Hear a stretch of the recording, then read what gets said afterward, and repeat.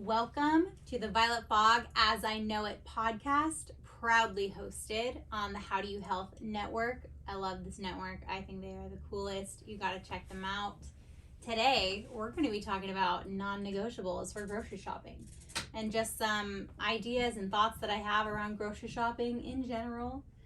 First, I do want to say this before we even get into it, is that the most important thing when we talk about food, especially from such a place of privilege, like I really am coming at it from a very privileged standpoint, and I never want that to be lost on me, and I think it's very important that, that is said, is that we need to be caring about people who are in food deserts. Food deserts are real. We need to do what we can to help other people get access to healthier food. And that's going to look different for everyone. I'm currently figuring out, like, where in my life can I help other people? Like, where can I be a part of the solution?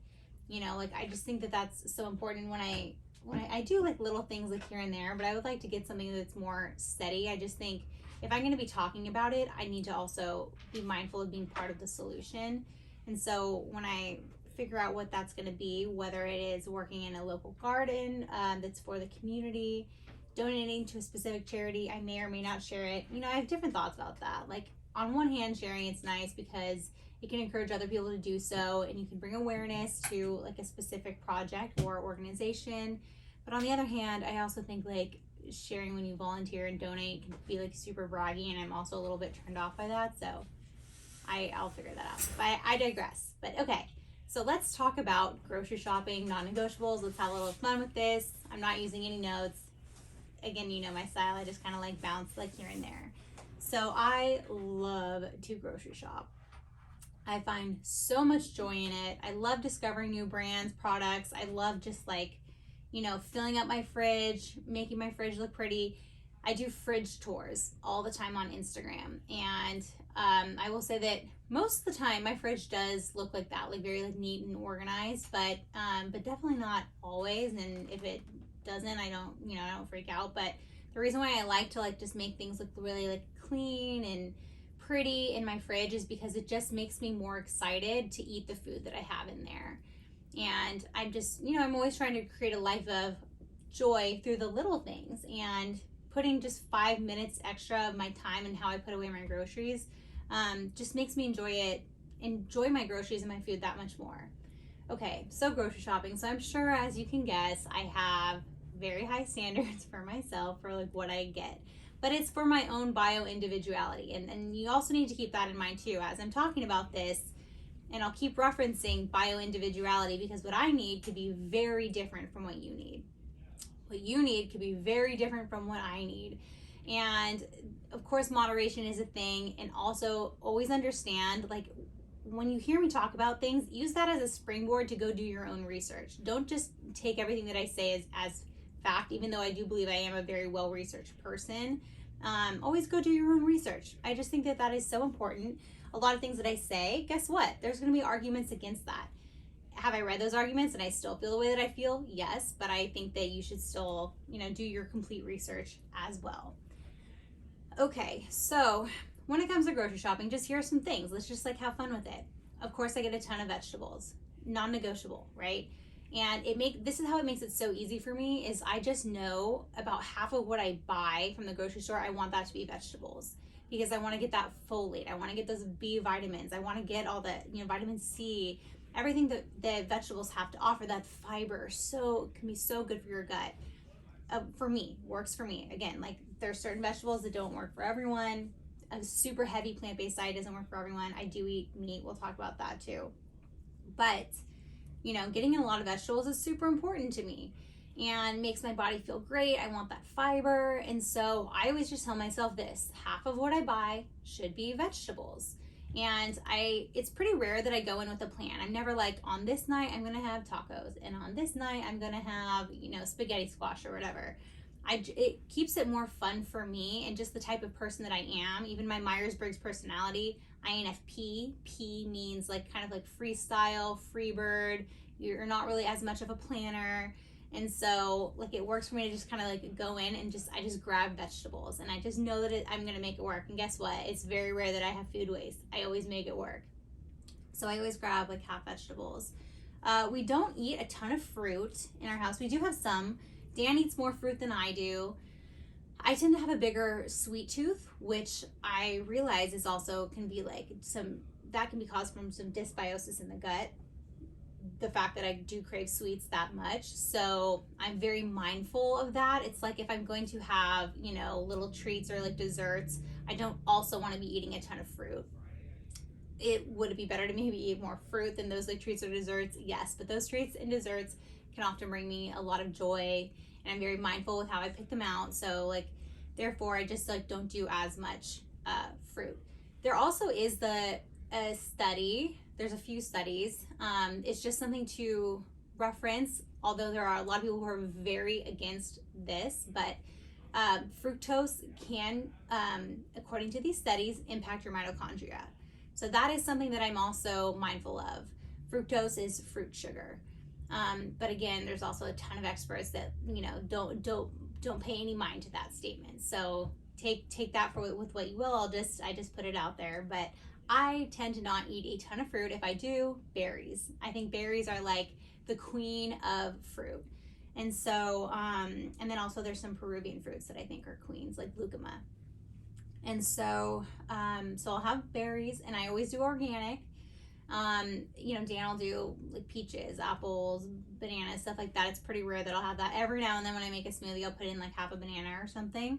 But yeah, that's kind of like my thoughts on fruit. When it comes to produce and being organic, I do think it is super important that it is organic. Being organic does not mean perfect. There's still pesticides used. There's even environmentalists that are like, it doesn't actually like make a difference, but there are so many environmentalists that say, actually it does. And what is better for the soil is also organic. And so, I'm a big believer, like I want healthy, good soil and for life, like harvest, all that. It's so important. And so I do believe that also eating organic is better for the planet.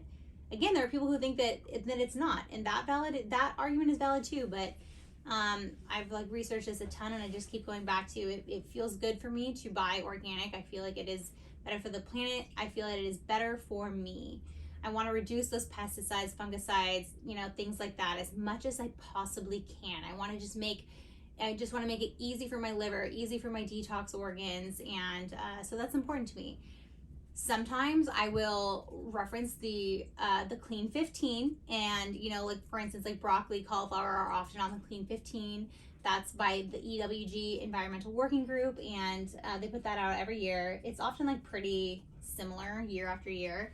I will say this though about EWG, while it feels good to have them like reference something as, being clean, and I say that in air quotes, clean, I do think a lot of the stuff that they say is oftentimes bogus. Like there's some things that definitely deserve to be on that list but will not be on that list.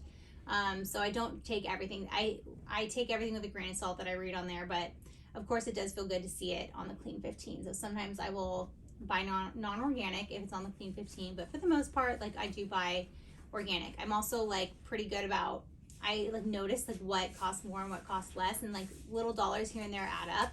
For instance, if I buy spinach, I will always buy it in the bag versus in the plastic box, because it's always 5.5 ounces, always organic.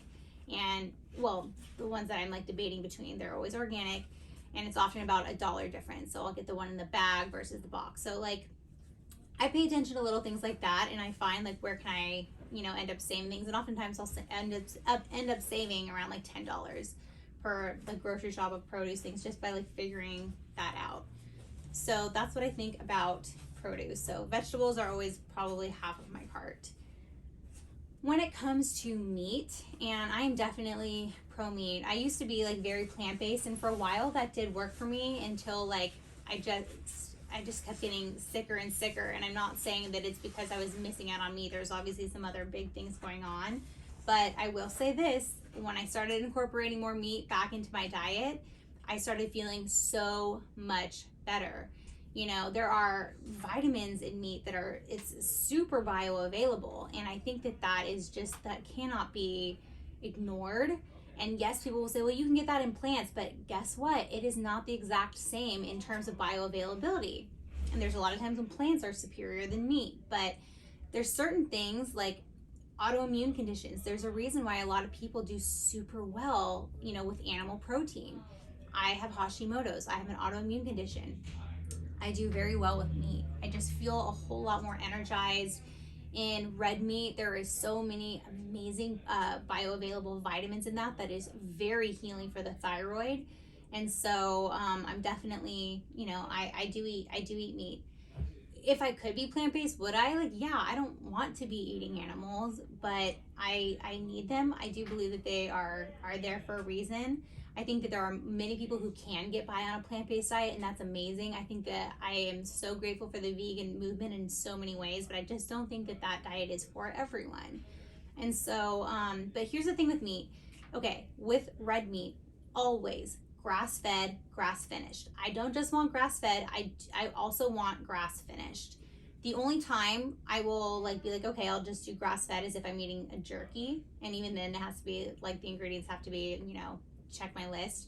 But every now and then, yeah, I'll do grass-fed. Maybe it won't say grass-finished on my jerky, but sometimes I can find brands that are both grass-fed, grass-finished, like Epic Bar, their venison, I believe is grass-fed, grass-finished. There's this Biltong brand that I like. Biltong is like jerky. I actually like it a whole lot better. And there's one brand, I forget the name, but it's also grass-fed, grass-finished. But when it comes to meat, so I will get some at the grocery store, but where I really like to get my meat, and majority of the time I do, is from farmers markets. Because these farmers are smaller farmers. You can tell they talk to you. You get to see the person. You see that they have a soul. It's not the soulless farm factory meat. It's people who really care about their cows and care about their chickens. And yes, they end up slaughtering them, but you can raise a cow and calf and be cruel to them and then end up slaughtering them, or you can raise a cow and calf and be really good to them and give them a really amazing life and really good food, and then slaughter them. Ugh, that makes me so sad. Again, I wish so bad I could be not have to eat animals, but my health will suffer if I do not. So I always get grass-fed, grass-finished beef from local farmers, and chicken as well. So here's the thing with chicken. Obviously no antibiotics, no hormones, you want just the healthiest of the healthy. One thing I also look for is pasture raised, and same with cows, I look for that too. But with chickens, especially pasture raised, and here's another big one, slow growth. I really do tend to grab chicken that is slow growth. And it hurts a little bit because it's always a few extra dollars, but to me it is just worth it. I want to honor their lives as much as possible. I would like to know that they had slow growth, they weren't pumped full of antibiotics, food that isn't natural to them, to get fat quickly. That's not right to me, and if I can avoid it, and I can, then I will do pasture raised, slow growth chicken. Okay, so that's what I think about meat. So I have dairy allergies. If I did not have a dairy, I'm not anti-dairy, but I do think a lot of people have a very hard time with dairy. And if you are one of those people, then I'm anti-dairy. But if you're someone that you do really well with it, and there are some people who do so well with it, then get really high quality dairy. But for me, I just have to avoid it altogether. I also try to keep my histamine low, so I'm not really doing yogurts or even kefirs, or and before that I would be doing coconut yogurt or coconut kefirs. I think they're amazing, but right now I'm just in a place where I am trying to keep my histamine low, so I'm not doing that, which makes me so sad. I used to love this coconut kefir from Harmless Harvest. It was this drinkable yogurt. I don't even know if it was a kefir actually, but I would drink that all the time. But I just don't think that it's, the best for me right now, especially when looking at my epigenetics report. And then gluten, I'm not celiac. It's not I'll have this nutso allergic reaction if I have gluten. However, I really do think that a lot of people with autoimmune conditions can have a hard time with gluten. Not everyone. Definitely not everyone. In fact, there's this one doctor, Dr. Ruscio, who actually doesn't think that gluten is a huge culprit for a ton of autoimmune people. And I think his argument is valid, but that's that I also do think a lot of people still do suffer with gluten triggering their antibodies if they are autoimmune. So I am a very hard, strict pass on no gluten, no dairy. Okay. So then other things with grocery shopping. So I get like the question of natural flavors a lot. And of course, like I don't love natural flavors. I want it like, it's not super regulated and there can be so many chemicals in one natural flavor, but it is in so many things. And if you can minimize it, great. You have to pick and choose which brands you're okay with natural flavors. The brands that I will use if they do have natural flavors, I am that neurotic bitch that will like write them and figure out like, what is your natural flavors? And if I'm okay with it, cool. If they don't have an answer for me, then I'm like, that's like a bit of a red flag. But there are certain brands that every now and then will use natural flavors, and I trust the brand, and so maybe I'll say like, yes, okay, because again, I'm not trying to be so strict here that I just live a life of like you gotta live. And I do believe that God created our bodies to be temples, to be these intricate designs that are able to deal with the occasional natural flavor, the occasional seed oil, which we'll get into that in a second. I really believe if you take care of your body, your liver and your God created livers, kidneys, for a reason, to detox, because he knew that we were going to be in contact with this sometimes. So your body's fine. I don't stress over it, but I also don't go looking for it, but if I can avoid it, of course, like I do. But that's just like my context around it. If I trust the brand, then okay. And especially if they give me an answer on like what's in it. But yeah, so something that I do avoid almost like entirely, every now and then something will slip by and I'll be like, okay, I'll have this, but I will not have anything else this week that's going to have this in it, is gums. So I think guar gum, xanthan gum, I think that it can be super triggering for people with IBS. I don't have IBS, but I have suffered from leaky gut before. I think majority of our population can suffer from leaky gut because we've taken antibiotics, just because of our food system, tons of stress, tons of different stuff, poor diet. So, and I think a lot of us have a ton of repair to do, and I just don't think the gums are like the best for that. So every now and then, like I said, I might get like an almond tortilla, and if it has guar gum in it, I'll be like, or xanthan gum, I'll be like, okay. I'll debate in my head if I'm going to get it or not. Sometimes I will, sometimes I won't. If I have something else in my cart that has a gum in it, I won't get it.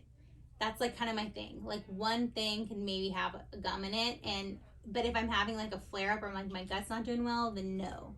But like if I'm doing like pretty okay, like I know that my body can handle the occasional gum, but I do try to avoid it for the most part. Like it is a win for me. Like it is like it's like a bravo to the brand if they can make XYZ without guar gum. And I think that also needs to be talked about more in like Western medicine. I could not believe it, like sidetrack, but like I was watching a TikTok and there was this registered dietitian who like was talking about gut health, and she was talking about making this like fluffy yogurt thing. And I've seen like a few dietitians do this recipe, but it was one in particular. I couldn't believe that she started it by talking about gut health, and she was like making this like super fluffy coconut yogurt and made it extra fluffy by putting xanthan gum in it. And I'm just like, that's just where you got to know not every credential is gonna like means that they are the end all be all. You know what I mean? I would never follow that advice for gut health, like that recipe. No freaking way. But yeah, so gums, that's kind of my thought on that. Seed oils. I avoid seed oils as much as possible. It is so rare that I have a seed oil. I think that the only time they really slip by is like if I'm at a restaurant, and like I went to Kava the other day with Dan, and Kava's like, you can get a very like healthy meal, but like you do wonder, do they use seed oil? You're like, I don't know. And that's not something where they're just like it's like a Chipotle line in a way. So it's not like they're back there making it special order for you. You gotta kind of like take what you have in front of you. So like I wonder, like, do they use seed oils? I could have asked, I didn't that time. But it's like sneaky times like that like maybe like some seed oil will get into my diet. But if I'm at a restaurant, it's depending on the situation, depending on how my diet has been the whole week, like I will often like ask, hey, what kind of oil do you use? And I always say like, please do not cook this with butter, because oftentimes I've learned this from my best friend Hope, that a lot of restaurants, instead of using oil, they use butter. And since I have a dairy allergy, like I just can't do it. But I'm like, hey, can you cook this with olive oil or avocado oil or coconut oil? Like, I will ask.